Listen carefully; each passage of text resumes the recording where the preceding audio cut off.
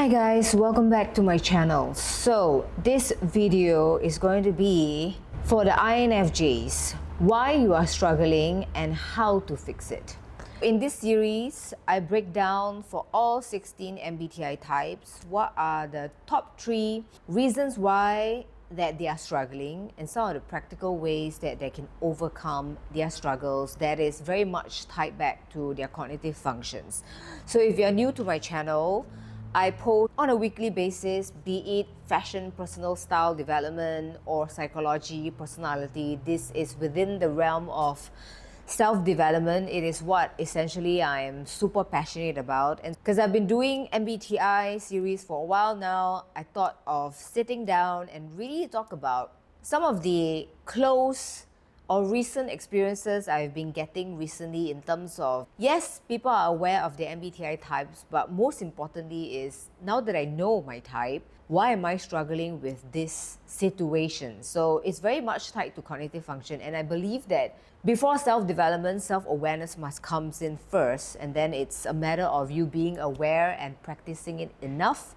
Eventually, we are all capable of change and adaptability, and so for the INFJs, this video is for you. So INFJs, you are the architect of change. Why? Because you are the idealistic type where you focus a lot on social possibilities, the harmony and relationship of other people. You are very in touch of emotions, not just yourself, but other people's emotion. And you are really a rare blend of intuition and compassion. So oftentimes you know how people would feel in a lot of situations, and that is a blessing and a curse. But let's be honest, being an INFJ is not easy, as most INFJ would agree with me, and that's why until today, it is claimed that they're one of the rarest type. It's also debatable because there are other types that are quite rare too, and it seems to be that a lot of INFJs are appearing on the Reddit forum, but they could be mistyped. And so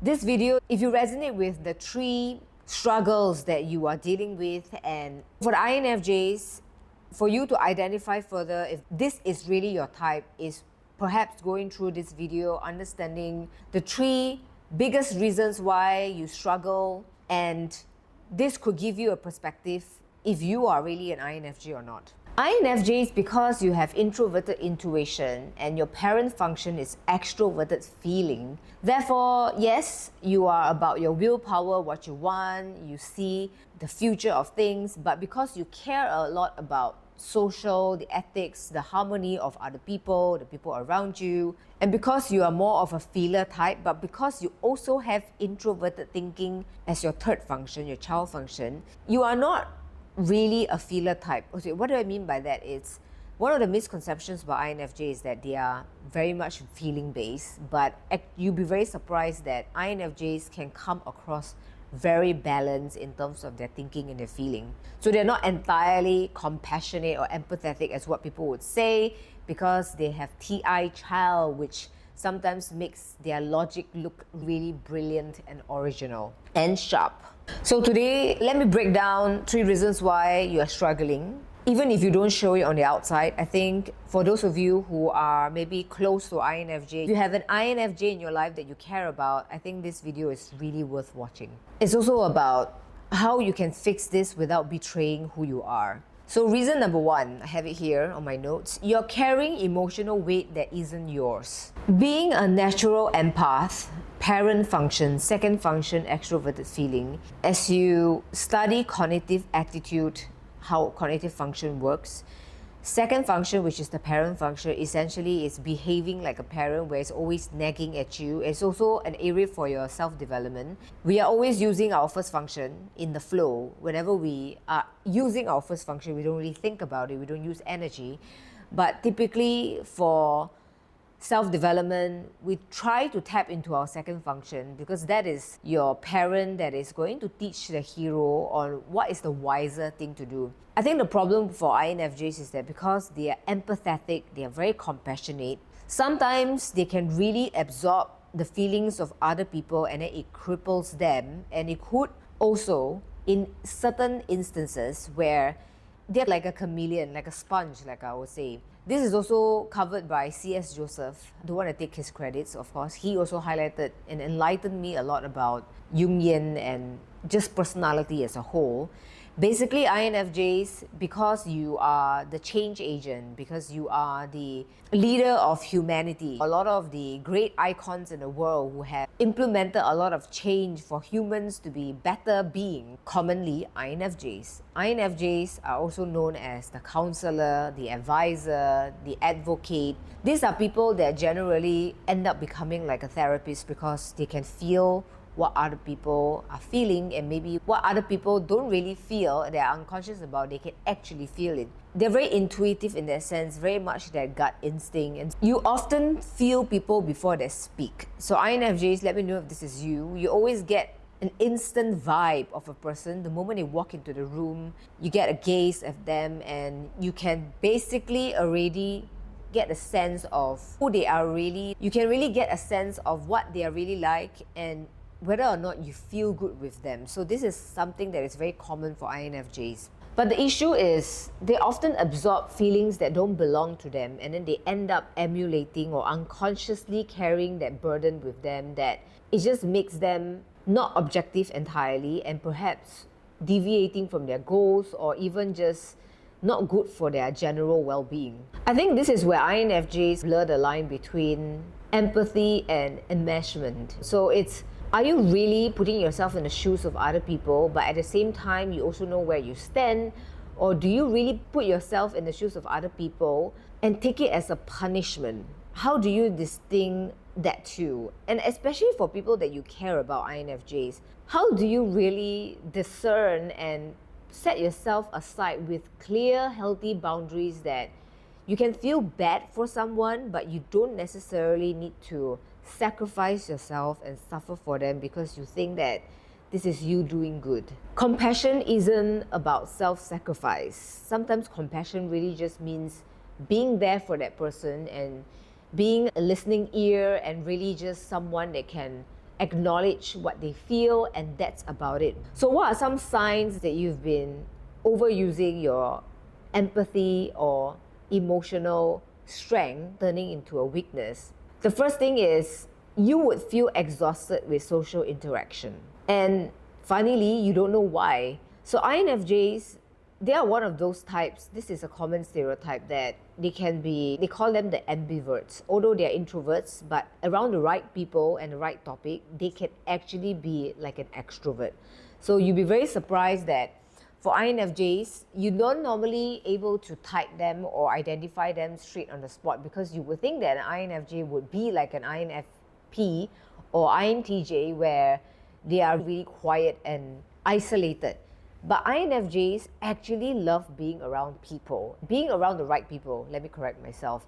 And when they are with the right environment, they actually appear like an extrovert. That's why there's this stereotype about the fact that INFJs are the most extroverted of all the introvert types. But this is because they have the parent function, extroverted feeling. So sometimes, yes, they might come across a little bit people-pleasing. They want everybody to feel comfortable, to be harmonious, and to say the right thing to this other person and really interact, and the whole relationship going on well is a thing for them. So when you notice that during social interaction it just makes you totally drained, it's because you're absorbing too much of people's emotions or even their problems. Number 2, you struggle to say no even if you are burnt out. This is when you lose your boundary as a person and you are hesitantly and resentfully saying yes to people because you think it's dutiful and you think that by sacrificing yourself is a good thing. And again, this is a red flag. Especially when you lose clarity about what you want. Especially when you feel like your NI is no longer existent. Like, why am I doing all of this? What is this for? And what is my goals? That is when you know that this is indeed a struggle that you need to overcome. It means that you have been carrying the emotional weight that isn't yours. So I think how you can fix this is start with emotional boundaries. These are some things that you can do through journaling, meditation, asking reflective questions, writing down these thoughts Again, INFJs are overthinkers, overfeelers. Sometimes it's the thinking. I believe that thinking comes first before the emotion comes first. And for INFJs, I believe that your overthinking and not being careful with your thinking is what drives your emotion. So some of the things that you want to consider asking yourself to set the emotional boundaries would be, yes, you can feel bad for a person, you can feel sad for a person. Let's say your best friend went through something really horrible, like a divorce or a breakup, and you feel such pain and heartbreak for them, and because you're so close to them that it feels like your own heart is breaking. But at the end of the day, you need to ask yourself, is this your life, and is this your responsibility to fix it? You can argue and say that, yes, this is my best friend, I've known this person for 30 years or 25 years or whatever it is, but that doesn't justify logically that it is your problem to fix. It is that person's problem to fix because it's that person's life. It's to be very objective in this instance. Now, sometimes you overfeel this burden of wanting to get because, oh, I can't do that because this person has been there for me and I have went through similar thing and the person was there to fix things for me. So this is when you go through this covert contract of, oh shit, because somebody has done something for me, I'm obligated to do the same. Now this is when you need to question yourself, are you willingly wanting to do this, and you can do it with your cup full? Because if you can't, by taking on this responsibility that you end up resenting, it's just going to make things worse. I think one good practice that you can do is having a checklist, like pros and cons. But instead of pros and cons, you could write something like, what's mine? What's mine is my emotion, my values, my goals, my objectives. What is their emotion, them feeling a certain way, them wanting a certain thing. You need to be able to discern the difference between these two. And this is how you don't cause yourself to have such emotional burnout. At the end of the day, INFJs, if you don't take care of your own well-being, you cannot take care of other people's well-being. This is a very common mistake that all of you INFJs are making, which is why they say intelligence is more about observing without absorbing. So ask yourself, every time you're observing something, are you absorbing it too much, and is it for you to absorb? Now, reason number 2 that you are struggling is that you overanalyze people. This is the I thing. INTJs, INFJs, but you underexpress yourself. So for INTJs, they have this unhealthy relationship with boundaries, right? They either withdraw themselves completely, building a wall, or they actually know how to use their emotion to set up healthy boundaries. Similarly to INFJs, it's more about the fact that they tend to think that because INFJs, I know people's feelings and I have intuition, so I know what people are feeling. So they overthink about that. So it ends up like they're overanalyzing people, and then because they overanalyze it, they kind of do this thing, right, where they meet someone and then they have this conversation in their head like, oh, okay, I'm going to say this and this person's going to say this and then this is going to happen. So they like project the whole dialogue even before it happening. So they predict things along the way. And this is where also they become like the paranoid types, because obviously intuitive people always have this like, I told you so, a gut feeling kind of vibe. And so they often can tell when someone has bad intention or good intention. So this whole over-analyzing thing and then you not expressing it, it just causes people to see that you are this very detached, passive-aggressive creature. Like, people are not sure whether they should like you or not because it's a form of positive, negative, but not really anything. So at least for people who are negative, it's straight out for people to see it as, well, I don't like you means I don't like you. But for you, sometimes you give this vibe to people where you are like contempt, you're like unsure, ambiguous. And so this is when people start to think about, can I really trust this person? But this also means that one of the things that INFJs struggle is they have this unconscious thinking about, because they overanalyze people and they underexpress it, they thought that other people will do the same thing. So they end up like having all this unspoken expectation, and then they will start resenting people because they expect people to behave a certain way without them communicating. And then because they overanalyze people, it could be inaccurate, and so they make scenarios or possible situation judgment where it didn't even happen yet, and therefore sometimes it just manifests itself. It's like a self-fulfilling prophecy. And because INFJs, they care so much about other people and they expect people to do the same in terms of if that person understands me enough, they will know exactly what I need, what I will be feeling, and what I want. But the INFJs themselves don't express it. So they kind of expect people to mind read them, which is impossible. And so this is something that is the downfall of INFJs. And this is why, as much as they're one of the sweetest types, the most compassionate types, you'd be surprised a lot of INFJs feel up very lonely because of this kind of relationship barriers where they're unable to express the thing that they want and they assume people to know it on their own without them saying it. I think it's also linking to their inferior function. Extroverted sensing, sensation, or your performance, it also means that they are very conscious about how they appear and how other people experience them. And so sometimes INFJs tend to be very silent and not want to express what they truly feel or want because they are afraid of rejection. They don't like to be rejected because it's against their performance, it's their inferior function. They tend to come off passive aggressive with that kind of, like they're clearly unhappy and you can see it from their face, and then you ask them, are you okay? They'll be like, oh, I'm fine. Like those kind of things. There are a lot of examples, but I'm sure you guys are aware of what I'm talking about. Is that when you're unable to be very clear about what you say and then how you show it on the outside, people are going to feel indifferent with you. So what are some signs that you are struggling in this area? Is you tend to ghost people instead of confronting them when you have an issue. This is where they become conflict avoidant as a whole. Even though you are extroverted feeling parent, you should be caring for society and the relationship of people and wanting to overcome conflict, but instead of tackling the conflict, you actually avoid it and pretend that things are fine. But this is when it's very bad for you, because oftentimes I've seen INFJs where they pretend everything is fine, but everything on their face says it's not, and this is when people really dislike you. And also because you are overanalyzing people, right?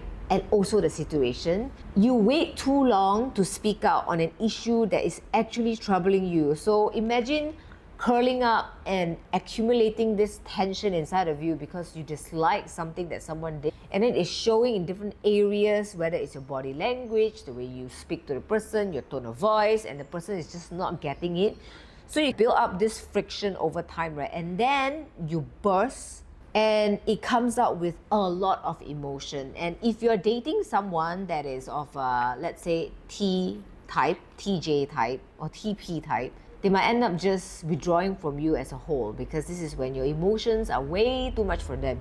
So it's so much better if you show your emotion one step at a time, right? And be upfront about your want and your needs and your feeling, and not have this covert contract or unspoken expectation with people. And this is when you actually miss out on a lot of meaningful connection. I guess INFJs find it very hard to be direct and be consistent about it. Sometimes they are direct because it's an outburst of emotion, and then after that they regret it, so people are not sure where they stand with them. I guess it's just practicing how to be gentle with your directness and being consistent about it. And I heard it somewhere that one of the gurus, MBTI, that INFJs should really focus on using the word I, focusing on themselves, because sometimes they focus too much on other people and then they absorb other people's emotion, and then end up they leave a conversation making the other person feel like everything is fine, but actually it's a lot worse for them, and then they just hold it inside like a sacrifice. Again,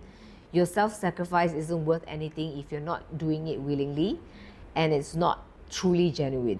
Reason number 3, you struggle with letting go of the ideal. You are one of the most idealistic type. In all of the MBTI, between ENFJ and INFJ, they're so close though. But for INFJs, because you have introverted feeling in your critic function, in your shadow, in the 4 sides of the mind, it means that INFJs have introverted feeling as their critic function. So critic means that they are very critical about what they feel, their authenticity, their moral values. So they kind of walk around, according to C.S. Joseph, which I totally agree, and I've observed this many times. They kind of walk around thinking that they are a bad person, like they're not good enough, and they're constantly having this ideal about this is how things should be, this is how people should be, this is how people should act, and I should be like that. And oftentimes they don't even meet their own high expectation, and they expect others to meet that too. So they're gonna hold a lot of this resentment walking around. But because they have this kind of function is why humanity changed for the better. So INFJs, this is your wake-up call. Sometimes it's for you to just realize, are you overdoing things that is like a red flag? So INFJs in general, you dream big, you have a amazing purpose. You can speak with conviction about the things you're passionate about, the things that you believe in, the things that you want to change in the world. And you inspire a lot of people to do that. But the hard truth is, you are often falling in love with the potential rather than focusing on the reality. Whether it's a relationship, a career path, you tend to hold on to things that, for example, let's say in a relationship, right? You have this idealized version that this person would change one day. Let's say this current partner that you are with is a red flag, okay, or it's toxic. And you know that, yeah, this person, I believe that I'm here because I know that they will change, and I will do all these things for this person and they will change. INFJs just fall into this trap of, because they're empath, they're also like a healer. They always attract all these people that needs healing. And then sometimes they don't know how to judge or discern that, okay, this is worth healing and this is not worth healing. They end up sticking to that same toxic job or same relationship partner for too long, or even friend for too long, and not realizing that their soul is being sucked dry and it's not beneficial for them. So because they fell in love with the ideal side and they are not focusing on the reality. So this again goes back to introverted intuition, and what I want, what I see as the future, my ideal, and then neglecting the inferior function as a whole, which is the sensation, the reality, the in the now. That's why INFJs, if they are surrounding the right people, because they absorb the energy and the vibe of the people around, they will end up being very good people. And for INFJs who are surrounded by losers, they will end up becoming like a loser. And so INFJs are pretty much chameleon like that. So sometimes how I identify INFJs is that if I know that a person has taken the test multiple times and in different stages of their life, or when they are with different groups of people at a certain lifetime, right? And then they tell me that, oh, when they are with this group of person, they are this type. And then when they are at home, they are this type. And then when they are at work, they are this type. I know that they're actually INFJs. Because they romanticize with the ideal and then they tend to adapt to the ideal, they end up adapting to ideals that are not very good. So it's either very good or very bad. Something to be very wary of. So some signs that you're struggling in this would be you are staying in a relationship that you should have left a long time ago. You knew it was toxic. It was telling you that it's not meant for you to stay, but you still persisted and don't even know why, in constantly doubting yourself, and you're still there. Or probably you tolerate a job that drains you completely, and then you're constantly searching your why about sticking to the job. So here's how to fix it. I think for INFJs in general, my advice is doing a lot of reflection, journaling. It's something that I've seen work on a lot of INFJs. Because you're overthinkers, overfeelers, and if you do not jot down your raw truth, your thoughts, your feelings, sometimes talking to a person is not even helpful. It's not helpful for INFJs. They absorb the energy of other people. At least they don't absorb the energy of the journal. And I think through journaling, they're able to see it in the real time, what they're typing, what are their thoughts looking like, what are they feeling. And this kind of gives them another reality check of, is this really me? Am I doing justice to myself? So, for example, in this situation, if you are constantly focusing on your ideal, you could ask yourself, this thing that I'm staying with, am I in love with the potential self or the idealistic part of this thing? Or am I truly in love with the actual realistic thing or the person or the experience? And also give yourself the permission, forgive yourself that it's okay to let go of your ideal and tell them that it's time for me to let you go because you're not good for me. Oh, INFJs, you are such amazing people because I've known a couple of you and you make people feel so good, so understood, so heard that everybody loves being around you because you're one of those types that make a lot of us who are loners feel seen, right? But when you don't give that to yourself, it doesn't make us feel like you are credible enough or trustable enough that whatever advice that you're giving people or this good vibe that you're giving to people is coming from strength or something that's genuine or authentic. It's, again, you need to make sure that your cup is full before you can truly fill other people's cup. So INFJs, currently, if you are struggling, just remember that this is not a weakness. It's simply because you feel and think deeply, so profoundly that, again, it's a blessing and a curse, but at the end of the day, you just need to realize that you hold yourself impossible standards that not only other people cannot meet, but you yourself cannot meet. You're just not being realistic. I've seen a lot of INFJs and I've coached a lot of INFJs that ever since I've brought them down to their reality, to the concrete world, and practice a lot of their extroverted sensing, being in the now, focusing on mindfulness, breath work, going for walks, connecting with nature,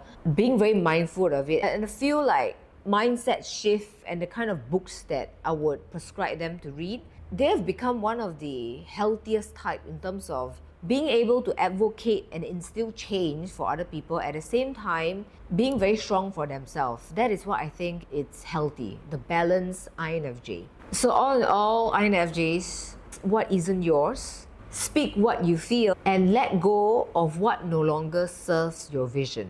INFJs, or those who are not INFJs, please comment below what do you think of this video. Did you find it useful? Did you resonate with any of this that I've mentioned? And if you're an INFJ and you are willing to share your experience, please let me know. I'll be very curious, wanting to learn from different perspectives, how it comes out for you, how it manifests. This is just going to help me with my coaching experiences with the people that I want to help, want to groom. And if you guys are interested in working with me in terms of self-development, you can find me on Instagram, just DM me, or even on TikTok. I do bite-sized videos about MBTI as well. And for those of you who are interested in linking your MBTI type with your personal style, you can always check out my Udemy course, the link in the description box below. I made it super affordable because I want a lot of people, everyone in the world, to be aware of how you can use fashion, your personal style, to link to your MBTI, to dress yourself authentically, but also adapt yourself to situations so that you can strategically create the image that represents your image goals. Thank you guys for watching, and I'll see you in the next video. Bye.